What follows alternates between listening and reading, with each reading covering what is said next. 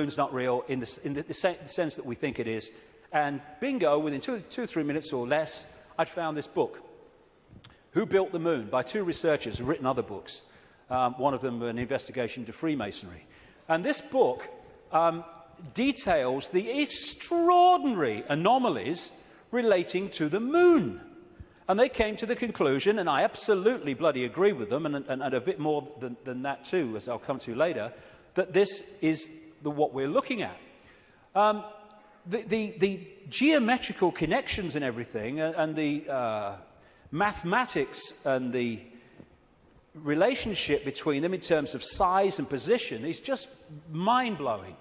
And what I'm suggesting, and I'm not alone over the years at this level of it, though I think I might be alone at the next bit, that I'll come to in a second or a few minutes. I've been there before, I don't mind. Is that the moon is actually a hollowed-out planetoid by a very, very advanced race, and it was brought here to take the Earth over. And what they do, there seems to be a modus operandi. They bring these moons in, and as they bring them in, they fundamentally affect the Earth. I mean, the Earth is at the spin it is and is at the angle it is because of the moon. Massively so, anyway, because of the moon. So when they come in, bingo, things change, and the society that was there before ain't there anymore. And then gradually they take them over in ways that I'll come to. So when the moon came in, and again, it's so important to come back from the holographic world to the base construct. We see a solid moon, yes, in the play-out world. But back here, it is an energetic construct in the metaphysical universe. And as it came in, and other things that happened, which I talk about in the book, it created this distortion in the information construct of the waveform information base of this universe. And as it did so, it was played out here in all this catastrophe and stuff that I talked about and the ancients talk about. It was played out as this great geological catastrophe and the great flood and all the rest of it. And what is a common theme that they talk about, the ancients, in relation to this? The earth turned over. And you think, how the freaking hell can the earth turn over? Well, what happened? What happened when the moon came in, the earth turned over? It's at an angle that it is today because of the moon. And so the distortion brought an end to the world that was there before, and we basically went back to rubbing sticks together because of what happened. And that distortion was played out in the human mind, the human perception, the human psyche, and we completely changed our perception of the world and who we are, where we are. So in Who Built the Moon, like I say, I do recommend it, the way it looks at the anomalies and everything, and the connections between these three bodies. And these mathematical, geometrical connections only apply to these three bodies in the solar system. They don't play out against the other planets, just these three. And the moon is so perfectly positioned that because of where it is, when we have an eclipse, it is the same size as the sun. That's why we have the eclipse. And the authors of Who Built the Moon say this: the moon is bigger than it should be, apparently older than it should be, and much lighter in mass than it should be. It occupies an unlikely orbit and is so extraordinary that all existing explanations for its presence are fraught with difficulties, and none of them could be considered remotely watertight. When you go on and you say, where'd the moon come from, you get this story. And like so much in what we call science, that people take it as fact, it's actually a theory which repeated becomes fact. But then you go back and you find that it's a theory. And the first one is the moon was created by what's known as the whack theory, or the big whack theory. And that is that a Mars-type planet came in, smacked the Earth, great chunk came off, and became the moon. When the physics of that didn't work out, they came up with the double whack theory, where the Mars-type planet hit the Earth, bit comes off or whatever, and then the Mars-type planet thinks, well, I'll give him one with the right, I'll give you one with the left, comes back and whacks it again, the old one too. Talk about bloody desperate. And the truth is, and honest scientists will tell you, they have no bloody clue where the moon come from, and it shouldn't, by physics, be there. This guy, Isaac Asimov, a Russian professor of biochemistry, did a lot of writing on this sort of stuff, and he said this, quite rightly: we cannot help but come to the conclusion that the moon by rights ought not to be there. The fact that it is one of those strokes of luck almost too good to accept. Small planets, such as Earth, with weak gravitational fields, might well lack satellites. In general, then, when a planet does have satellites, those satellites are much smaller than the planet itself. Therefore, even if the Earth has a satellite, there would be every reason to suspect that at best it would be a tiny world, perhaps 30 miles in diameter. But that is not so. Earth not only has a satellite, but it is a giant satellite, 2,160 miles in diameter. How is it then that that tiny Earth has one? Amazing. Some scientists don't even talk about a planet-satellite relationship, but a planet-planet relationship. The moon's bigger than Pluto. The best explanation for the moon is observational error. The moon doesn't exist, that scientist said. Another one from NASA: it seems easier to explain the non-existence of the moon than its existence. And then we get the hollow moon. This is what I'm saying, and others have said, is that it's a hollowed-out planetoid. In November 1969, the moon was hit by a lunar module to the equivalent of 1 ton of TNT. The shock waves built up, and NASA scientists said the moon rang like a bell. Maurice Ewing, a co-director of the seismic experiment, told the news conference, "As for the meaning of it, I'd rather not make an interpretation right now, but it is as though someone had struck a bell, say in the belfry of a church, a single blow, and found that the reverberation from it continued for 30 minutes. It got a bigger smack eventually, which I'll come to. Frank Press from the Massachusetts Institute of Technology, MIT, said that for a rather small impact to produce an effect that lasted for 30 minutes was quite beyond the range of our experience. This is a guy called Gordon MacDonald. He said in the early 1960s, it would seem that the moon is more like a hollow than a homogeneous sphere. And this guy from MIT said the lunar orbiter experiments had vastly improved knowledge of the moon's gravitational field and indicated the frightening possibility that the moon might be hollow. Now we'll come to this bigger whack. A launch vehicle struck the moon with the equivalent of 11 tons of TNT, and NASA scientists said the moon reacted like a gong and continued to vibrate for 3 hours and 20 minutes to a depth of up to 25 miles.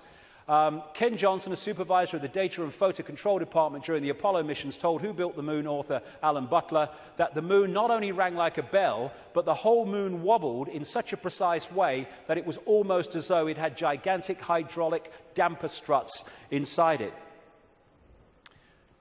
These two Russian scientists from the Soviet Academy of Scientists wrote an article in 1970 in Sputnik magazine in Russia headed, "Is the Moon the Creation of an Alien Intelligence?" And all these years later, it indicates to the fact that they were right. What they point out, and others point out, is the outer surface of the moon is extremely hard and contains minerals like titanium. Moon rocks have been found to contain processed metals, including brass and mica, and the elements uranium-236 and neptunium-237 that have never been found to occur naturally. Uranium-236 is a long-lived radioactive nuclear waste and is found in spent nuclear fuel and reprocessed uranium. Neptunium-237 is a radioactive metallic element and a byproduct of nuclear reactors and the production of plutonium. Some lunar rocks have been found to contain 10 times more titanium than titanium-rich rocks on Earth. Titanium is used in supersonic jets, deep-diving submarines, and spacecraft. Dr. Harold Urey, the winner of the Nobel Prize for Chemistry, said he was terribly puzzled by the rocks from the moon and in particular their titanium content. He said the samples were mind-blowers and that he could not account for the titanium. The two Russian scientists said in their article, if a material had to be devised to protect a giant artificial satellite from the unfavorable effects of temperature from the cosmic radiation and meteorite bombardment, the experts would probably have hit upon precisely these refractory metals. Refractory metals are incredibly resistant to heat and wear. In that case, is it not clear why lunar rock is such an extraordinarily poor heat conductor, a factor which so amazed the astronauts? Wasn't that what the designers of this super Sputnik of the Earth were after? From the engineer's point of view, this spaceship of ages long past, which we call the Moon, is superbly constructed. They say it's a hollowed-out planetoid, and they say if you're going to launch an artificial Sputnik, then it is advisable to make it hollow. At the same time, it would be naive to imagine that anyone capable of such a tremendous space project would be satisfied simply with some kind of giant empty trunk hurled into a near-Earth trajectory. It is more likely that what we have here is a very ancient spaceship, the interior of which was filled with fuel for the engines and materials and appliances for repair work, navigation instruments, observation equipment, and all manner of machinery. In other words, everything necessary to enable this caravel of the universe to serve as a Noah's Ark, appropriate, of intelligence, perhaps even as the home of a whole civilization, envisaging a prolonged thousands of millions of years existence and long wanderings through space, thousands of millions of miles.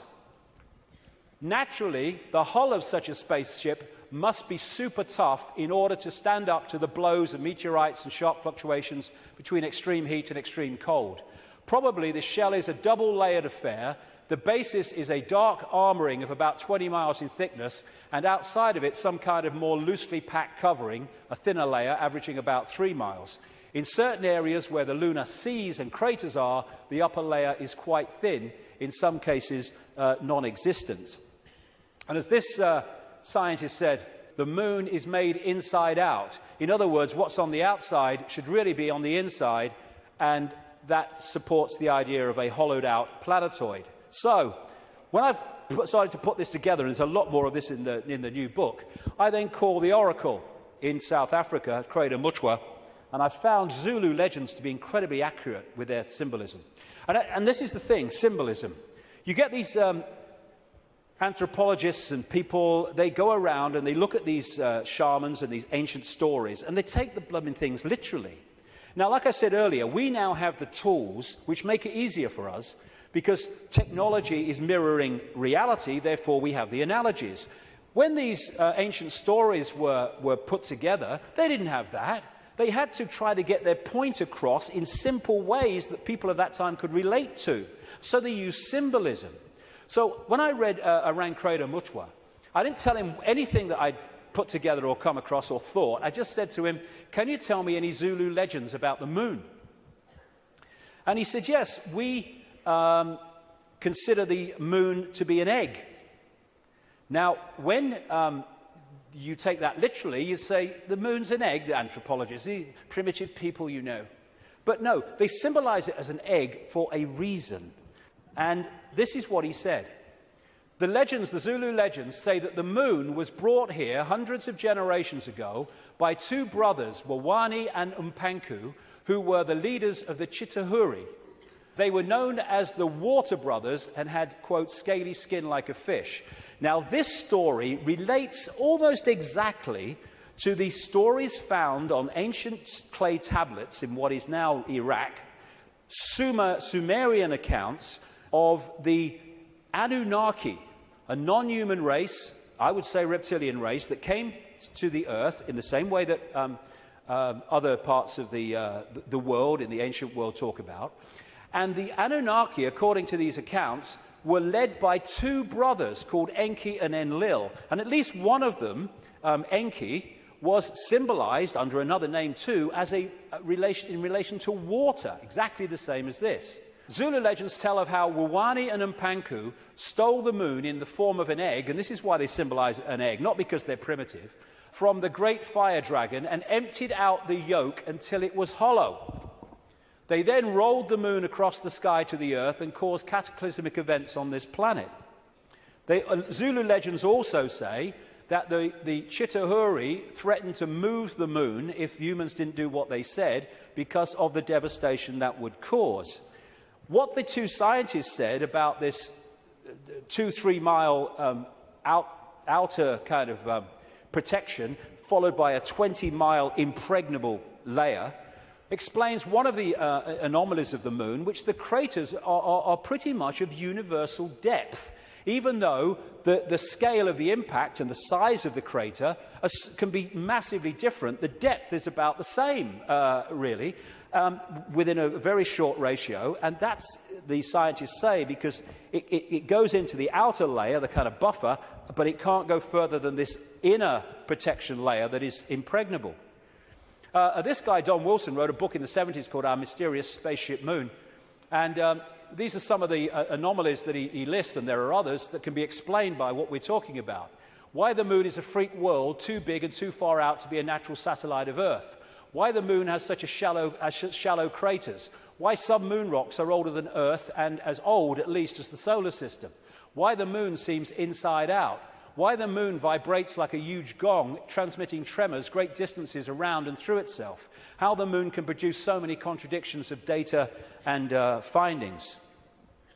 And I think it was in 2001, there was a series of people who spoke at the National Press Club in Washington who were insiders of government projects and space projects, etc., who came out to give evidence on things that they saw and were covered up and have never come to light. And one of them was this man, Sergeant Carl Wolf. He was a precision electronics photographic equipment engineer based at the Langley Air Force Base in Virginia. That's the CIA Air Force Base. One of the planes in 9/11 flew out of that and never got there, weren't meant to. But what he told at the press club was that he was called across to part of this base where they were putting together what they called mosaics. As the craft were flying over the moon and photographing it, they were taking different photographs and piecing them together to complete the landscape. And they had a technical problem, so he went over to try to help them out with it. And then a guy there who was working with his mosaics showed him something of interest. And this is what he said at that presentation in Washington. Then he pulled out one of these mosaics and showed this base, which had geometrical shapes that were towers. They were spherical buildings, they were tall towers and things that looked somewhat like radar dishes, but they were large structures. If I compare it to what I have seen now, because I do have photographs that have artifacts in them that are similar to what I saw, they're massive. And this is a thing, you think about the moon, massive. This is a thing that comes up. The structures and technology and, if you like, spaceships that these people work with, some of them are absolutely enormous, beyond our comprehension, because they've crossed that Rubicon of understanding how reality works and therefore what possibility is.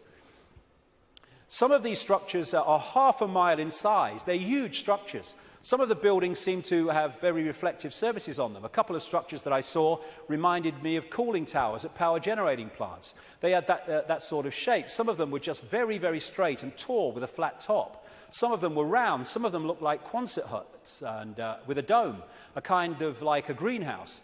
The particular shot that I saw, there were several clustered together over the landscape, a fairly large landscape. And other people at that press club presentation talked about how NASA systematically smudged out or removed any non-natural artifacts that they showed on the surface of the moon.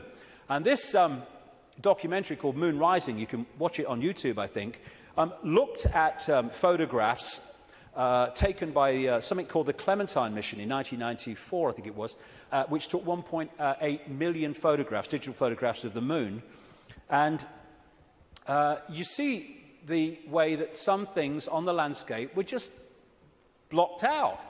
I mean, what's behind this? There's loads of these things which they've blocked them out, and then there's this, which has been smudged out. If you take it from another angle, there it is. What the heck is that? One of the kind of astounding things in this documentary is that they said they took this picture to a photographic expert who's worked with NASA, and he estimated that this was 10 times the size of Los Angeles. Because you're dealing with phenomenal understanding of how to create this technology because of the understanding of reality. And whatever it is, it certainly doesn't seem to be natural. You've got all these other things kind of smudged out, and you can only see even the smudging in close-up. And what I came across when I was putting this together is the Death Star in Star Wars. Now, George Lucas, as I've been saying in my books for years, is a massive insider in a galaxy far, far away. I don't think so. I don't think so. This is much closer to home. And, of course, in the Star Wars movies, the Death Star it looks very much, of course, like the moon, and it was constructed to move in on planets and take them over in the same bloody way that I'm talking about in relation to the moon, and there's more to know too. In many ways, this is so symbolic of what we're looking at here, and that's no accident with George Lucas involved. And interestingly, this is Mimas, a genuine moon of Saturn, and there's the Death Star. I found that quite interesting when you put them together. Anyway, there was also talk, and more recently there's been further talk in the last few weeks, that one of the moons of Mars, Phobos, is a hollowed-out asteroid. This guy said a long time ago, in '63, a chief of applied mathematics at NASA, that Phobos might be a colossal base orbiting Mars, and like I say, that's come back into the debate that it could be.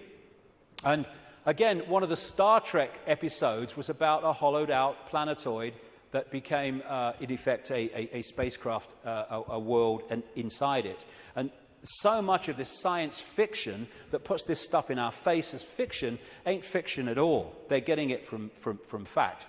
So, like I say, there's not just incredible synchronicity in mathematics and size and position between these three bodies, but as the authors of Who Built the Moon point out, there's great synchronicity between things like Stonehenge and other megalithic structures and these three bodies, particularly the moon. And one of the things they point out is that the measurement, which a guy called Alexander Thom came up with, an engineer who studied all these sites in Britain and Europe, like Stonehenge, called the megalithic yard, which is a kind of a certain length.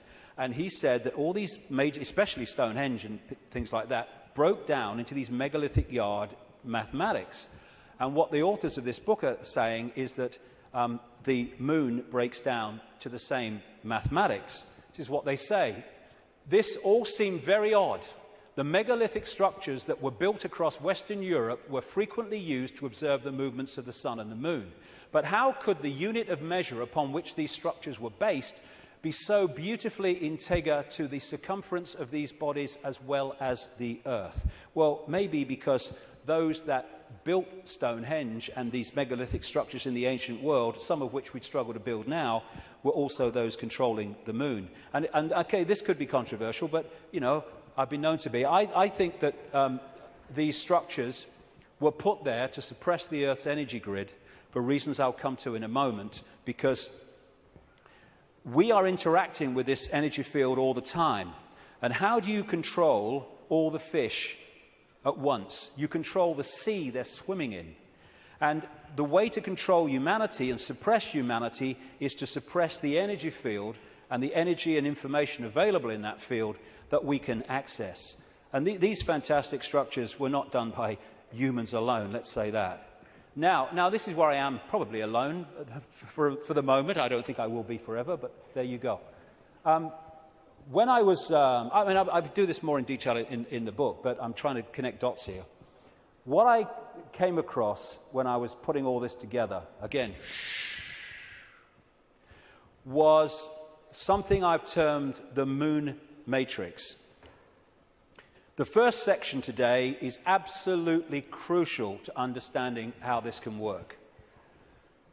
The moon matrix is a broadcast frequency coming from the moon, which has, in effect, hacked in to the human body computer and to the virtual reality universe in general, and has created a sub-reality within the wider virtual reality. Because, I keep saying it, but it's important, we see the moon as physical, but actually its base construct, like everything else in this reality, is waveform information. And I would say, and of course I think this is going to become more obvious as the years pass, I would say the moon is actually not just what we've talked about so far, but it's an interdimensional portal through which entities and energies can come out of one reality through into this one. It's their means of entry. Its position so perfect, as you'll see if you read not just my new book, but Who Built the Moon.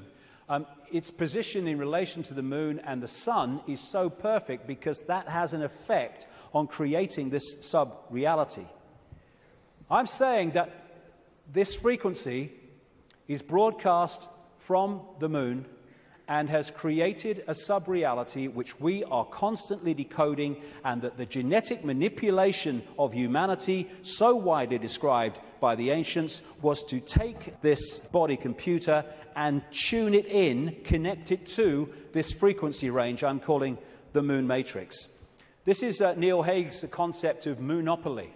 This is the world, the structure that we are experiencing. This box, recurring, round and round, limited world. And I am suggesting that we are being massively influenced. In fact, we have been turned into a hive mind by these broadcasts, which are holding us in a sense of limitation, to the point where it operates as a default mechanism. Soon as you start to awaken, if you don't keep it going and stick with it, then you'll default back, because the pressure of this moon matrix is pushing us into this tiny sense of limitation. So what virtual realities do is they basically hijack the five senses and get them to decode the information in the computer game and take it into reality. I'm saying that this moon matrix has done exactly the same, and it is part of the modus operandi of how planets are taken over in this way. Our five senses have been locked into something else, and we're decoding a fake reality. Basically, we are connected to this symbolically, which is a hive mind, which is why we are so herd-like when we weren't before. And if people are going, "Whoa, okay, what?" Just stick with me, because the layers will go on.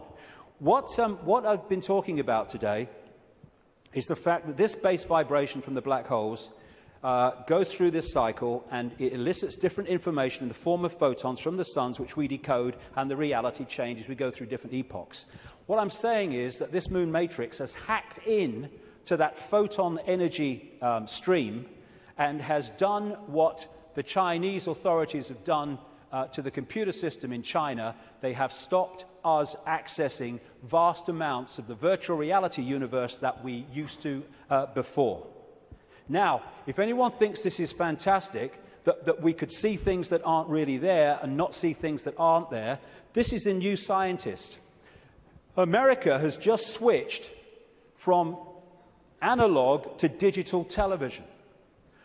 In the short time of about a year that the analog frequencies are not being accessed because they're going to be filled up by other things like mobile phones, suddenly, for the first time, scientists can see and connect with radio waves from galaxies they couldn't before. Why couldn't they do it before? Because we were watching the flipping telly. Prior to the switchover in America, naturally occurring radio waves at frequencies between 700 and 800 megahertz were obscured by analog TV signals, preventing astronomers from investigating the universe using this band. The freeing up of this bandwidth is a once-in-a-lifetime opportunity to see galaxies in this range. Now, you imagine what is capable by this high technology in blocking frequencies so we can't perceive what's there and we perceive things that aren't there.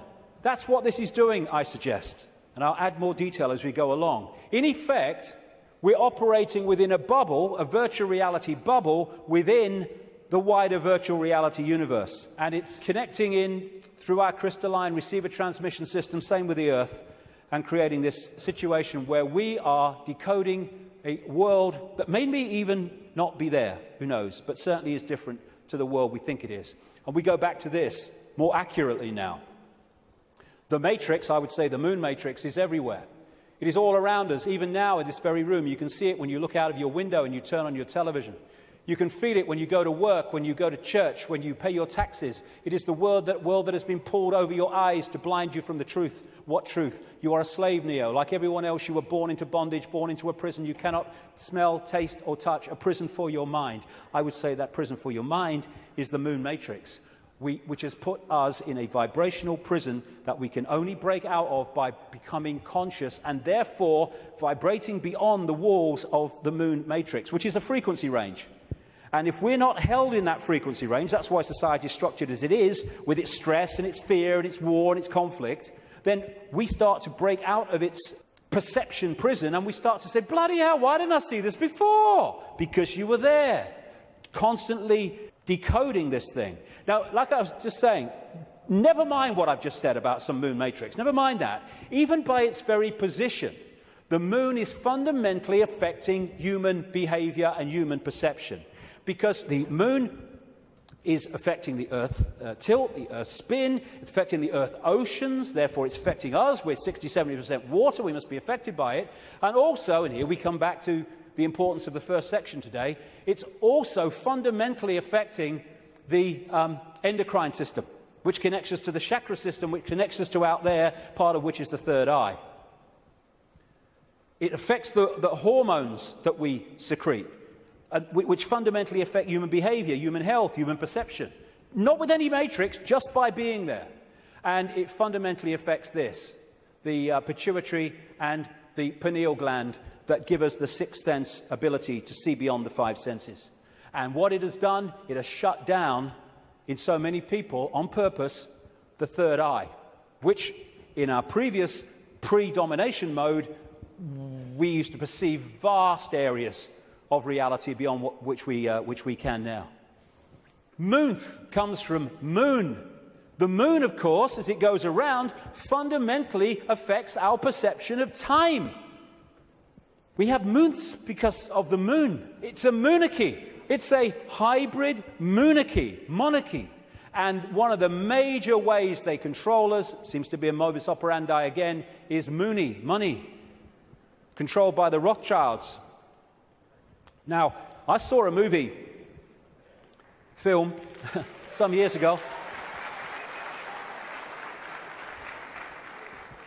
called They Live. It was a B-movie, and it was not just produced and directed. He wrote the music, every bloody thing, by a guy called John Carpenter. You follow John Carpenter's movie-making history, and you will see that he bloody knows a great deal. He'll say he doesn't, he bloody knows a great deal. He does movies and horrors and Satanism and all this stuff, and he did this movie called They Live, and I thought it was very symbolically accurate when I first saw it, but now it's unbelievably accurate. For those who haven't seen it, you go on YouTube, put John Carpenter They Live in, you can see it in sections still today. The story was this. It was set in the future, but the future was about now, because it was a few years ago now. There was a massive economic depression, and this guy comes along with his tools on his back. He's walking around America trying to find a job in the building industry. He gets a short-term one at this building site. At the end of the day, one of the other builders said, do you have anywhere to stay? Because there's a massive economic depression. People are living in tent cities and corrugated iron makeshift villages on wasteland. Exactly what's happening in America now, incidentally. And he's now having nowhere to stay. So anyway, he goes back with him to stay at this corrugated iron tent little village thing on the wasteland. And he starts getting interested because there's things going on across the church, across the way, that seem very strange to him. And the village has mocked up some kind of television in a kind of Heath Robinson way. And when they're watching the television, suddenly it breaks out of the main channel, and there's just a man's face on the screen saying, they're here, they're controlling, you don't know, all that stuff. And then there's a police state raid on this village and on this church, and they bring the bulldozers in and the police and the helicopters, and they destroy the village. And this builder guy gets away, and he comes back, and he goes snooping around the church, and he finds some cardboard boxes. And he grabs one and runs into a back passage behind buildings, and he opens the box wondering what's in it. And there's sunglasses. And he's disappointed. Sunglasses? What are all these sunglasses in a church for? So he thinks, oh, I'll have one. He puts them in his pocket, throws the others away, walks off into the street. And that's where we pick him up. When he puts these sunglasses on, suddenly the world looks very, very different. It looks like this. He starts to realize that there are people that look human to his naked eye that are anything but human when he puts these sunglasses on. Not only that, where he's seeing adverts with his naked eye, drink Coca-Cola, holiday in Jamaica or whatever, what he can see with the glasses on is subliminal instructions: conform, stay asleep, consume, watch TV, submit, and all the rest of it. All on levels that he can't see. Other people who haven't got the glasses, they're interacting with various people, but he can see are not human. He looks at the president making a speech. He's not human when he looks at him through the glasses. Same with a number of people in law enforcement. Newsreaders were the same. And where it goes is that at the end of the movie, they realize that the reason that people cannot see without the glasses, what he can see, is because there is a frequency being transmitted from the top of a television tower, which is preventing the population seeing what they would normally see if that frequency wasn't being broadcast. And what they do is they break the broadcast frequency, they stop the dish working, and people are sitting in bars, and suddenly they can now see the guy next to them's not human. What a bloody laugh that would be, wouldn't it? And there's people out having sex and then realizing, hey, I didn't really come home with you. Tell you